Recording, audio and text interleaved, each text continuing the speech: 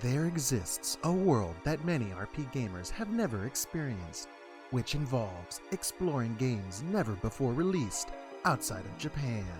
Those who only play RPGs released on specific consoles or did not understand Japanese missed out on quite a number of games. Thankfully, the internet alerted people to these hidden games, and translators began working on making these games available to wider audiences. Glory of Heracles 3 is one of those games. It never officially released outside of Japan, and the series itself only reached American audiences through a DS title released in 2010. My time with the third entry in the Heracles series is mostly positive, with some minor setbacks that hampered the overall experience.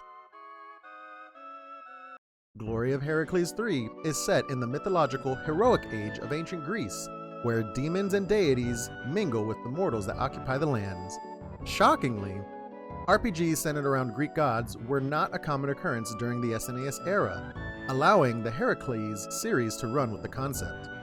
Players take control of a silent protagonist who has no memories of his past. He wakes up in a remote village, only to fall into an unbelievably large hole and land in the underworld, somehow unscathed.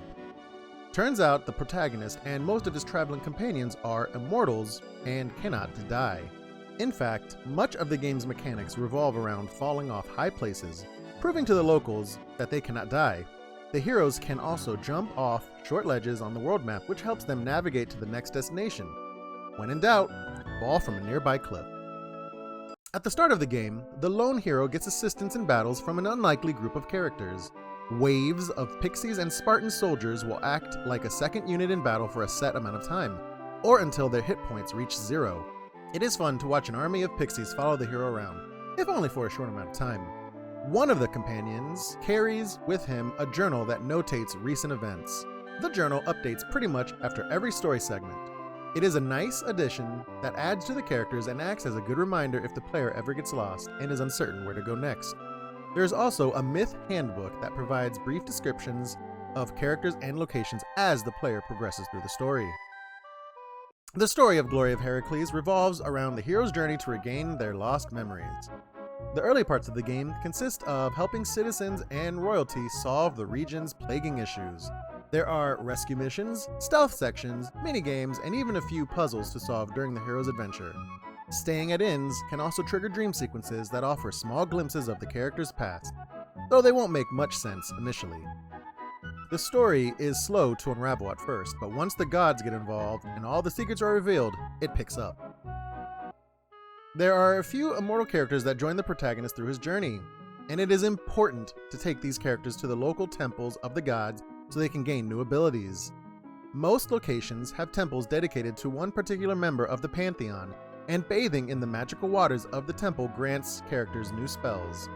The only character that does not get any benefit from the system is the titular Heracles, a magicless immortal who joins the group off and on during the adventure. A total of 5 party members eventually become playable. Battles are turn-based, and the player can opt to control all party members or use the trust system. There's a stat called Trust, which determines how much allies like the protagonist and, in turn, how smart their actions are in battle.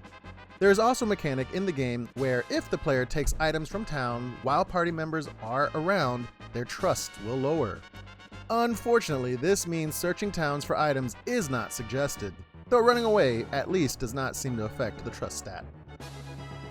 For the most part, Glory of Heracles 3 is an easy game, with most battles being straightforward to complete.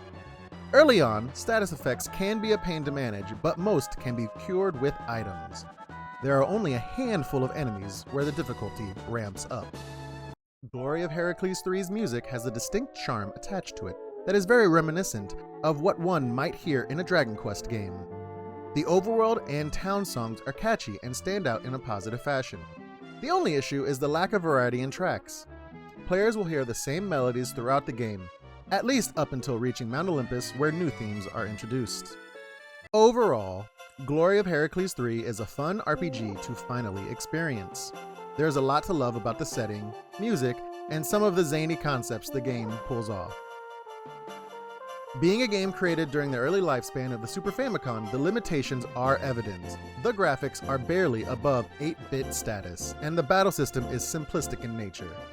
It is fun to walk around ancient Greece and interact with gods and other mythological creatures, and the story begins to pick up during the second half of the game. This game has a ton of charm and is definitely something I plan to replay down the road.